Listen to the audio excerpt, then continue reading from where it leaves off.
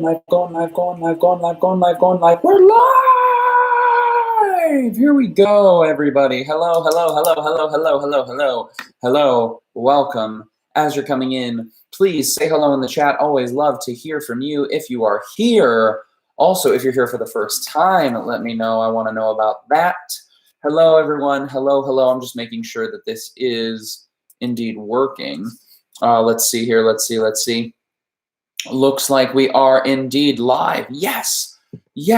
We'll give a minute for people to start coming in. It looks like people are starting to stroll in right now. So, hello everyone. As you're coming in, please say hello in the chat.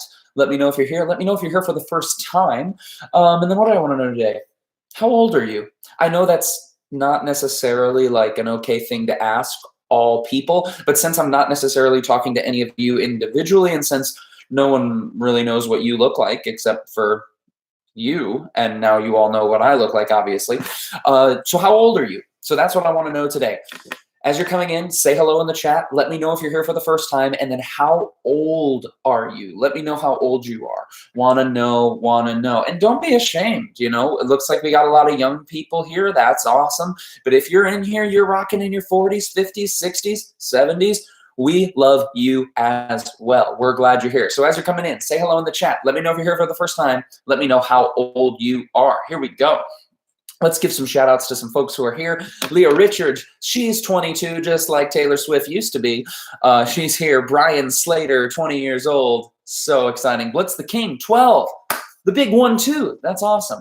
Cameron Thomas is 16. Menno is 18. Deborah, 13. Kyle Contact, 21. Sarah Kiger or Keeger, not sure how to say it, but she's definitely 25. Kyrie is 14. Sarah is 24. Jeremy, 40. Yes, representing the slightly older crowd. Slightly, but still quite young. Nick Connor, 26. That's what I'm talking about. Eleanor, I am 20. Nicole Marie says that she is 20. Araminta, 21. Melissa, 23. Awesome. We got a great crowd here today. Thank you, everyone. Let's get started. Welcome to Q&J Today, the show where I hop on to answer some of your most pressing questions. So as always, as we're getting started, start throwing some questions over in the chat. I would love to answer whatever questions you have on your heart today. Just start throwing them over in the chat, and I'm going to start answering them soon. As always, I do not promise to have all the answers, but I do promise to be as honest as I possibly can. As always, I want to let you all know that today, as we are every day, we are brought to you by the Super Chat. The Super Chat is a really cool feature that's available in many areas of the world. What it allows you to do, it allows you to give $1, $2, $20, however you're able, to help support this channel. For the last 5 years or so, I have been putting out videos here on YouTube absolutely for free in the hopes of helping move people forward in their faith, helping them move forward in their relationship with Jesus and help them grow in that relationship. And that's something that I am planning on continuing to do moving forward. But one of the ways that I'm able to do that, and one of the ways that I'm able to do that full time, is through the support of people like you in the Super Chat. Also, what the Super Chat does, it highlights your question in the comment section and guarantees that I'm going to answer it. So if you're in a place where it's available, just like Menno just gave in the Super Chat right now, I so appreciate it, Menno. Thank you so much. If you can spare $1, $2, $10, however you're able today, that would very much support this ministry, and it would mean a lot to me. All right, now that that's out of the way, say it with me, everybody. Let's get down to business. To defeat the Huns, let's answer some questions. All right. Here we go. Sarah Kate Smith says, why haven't you been updating lately?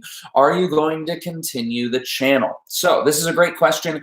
Many of you know that over the last 6 to 8 months, I've really been praying and discerning and trying to figure out if this YouTube ministry, this YouTube speaking ministry that I found myself in, if that is something that I am going to continue on in the future as sort of my full-time job.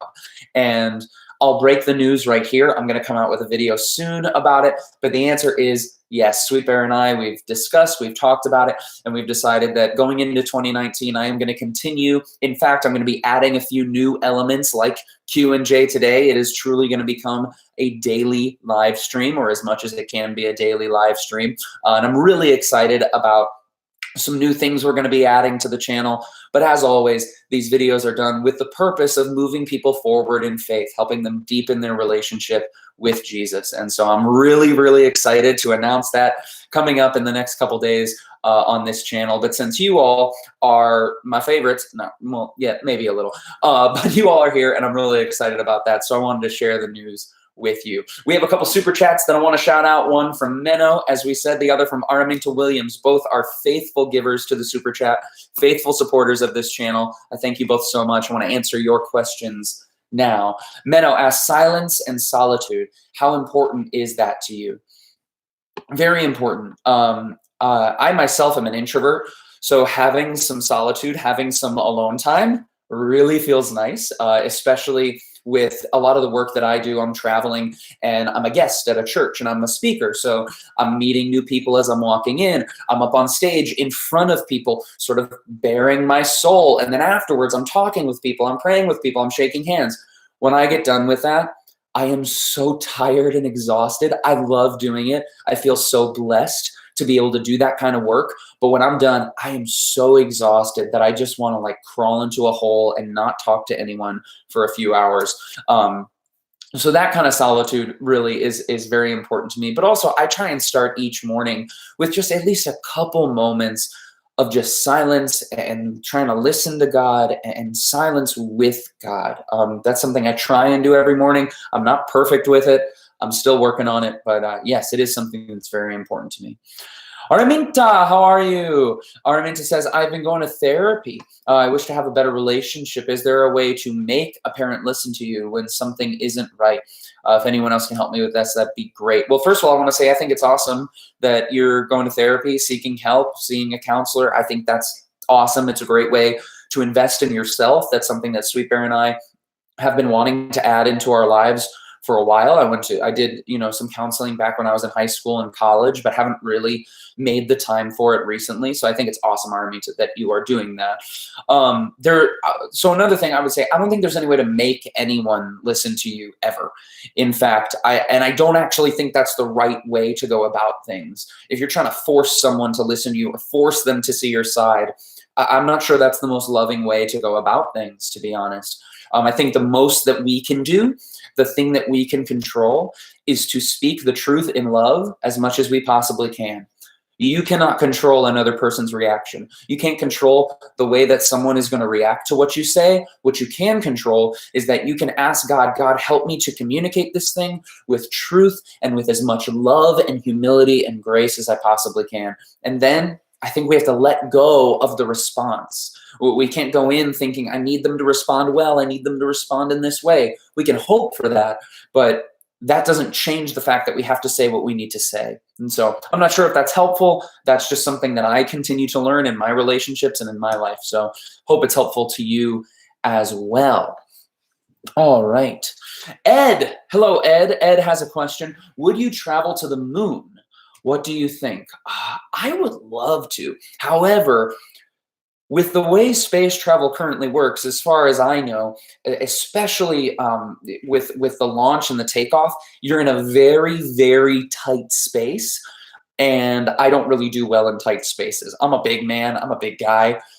I don't do well in small spaces. I do get claustrophobic from time to time. So I think that would be a struggle. However, if they ever found a way where I could just like be in an airplane seat and fly to the moon or something like that, absolutely. I think going to the moon would be awesome. I think that'd be really, really cool. Let's see what other, I feel like I'm talking very, very fast today, but it's just because I have a lot of energy and I'm so excited to be here with you all. All right. Deborah Perry asks, are you baptized? Yes. For me, I was baptized when I was 16 years old. I made the choice to be baptized. I was baptized in a lake. It was really, really awesome. My wife, Sweet Bear, she got baptized last year in our church. She made the spontaneous decision, one baptism service. She just said, hey, I'm going to do it. Never made the decision to be baptized as an adult. She was baptized as a baby, been following Jesus for years, but she just sort of spontaneously made the decision. And it was an amazing day for our family. I loved it. I loved it. I loved it. All right. All righty.